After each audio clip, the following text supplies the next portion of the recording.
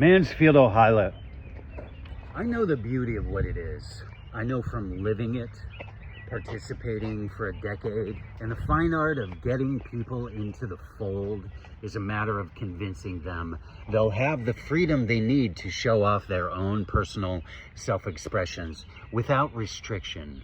People make art of all kinds, and they feel a wide range of ways about how to talk about it. For instance, many people don't even like to refer to themselves as artists. I always have, however. I get it because there is so much pretension around art. Too many are trying. Charles Bukowski, the poet, upon death, left instructions for his epitaph to conclude, "Don't try."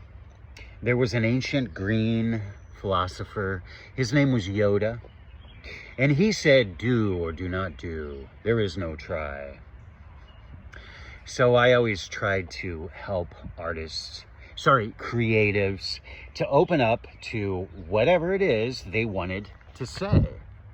This is life in general, but artists and creatives have this outlet where they might actually be able to bring something fresh and new to the world, whether that be in visuals or audibly or through some other mode of creativity.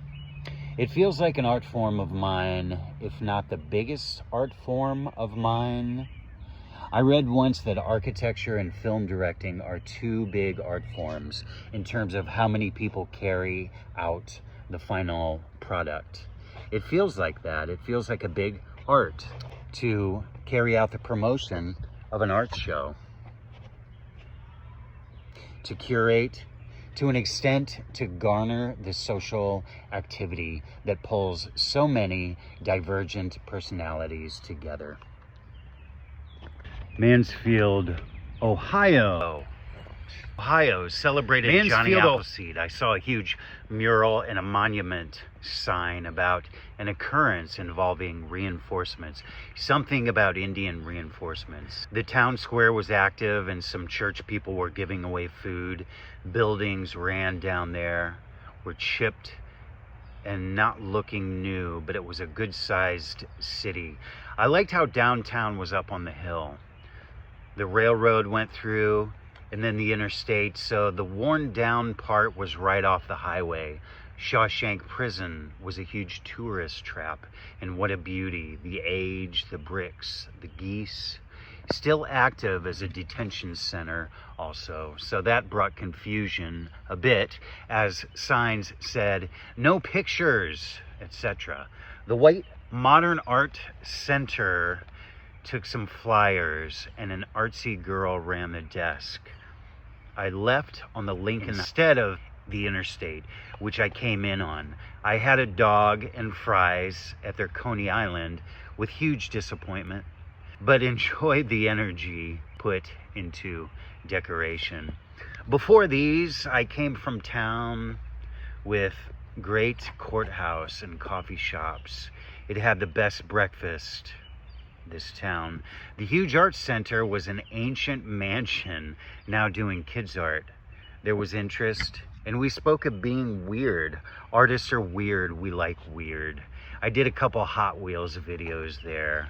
Radio station was pumping loud as a jogging fundraiser was cooking. These people live so clean, joggers. It was early and one shop only had scones, so turned me away.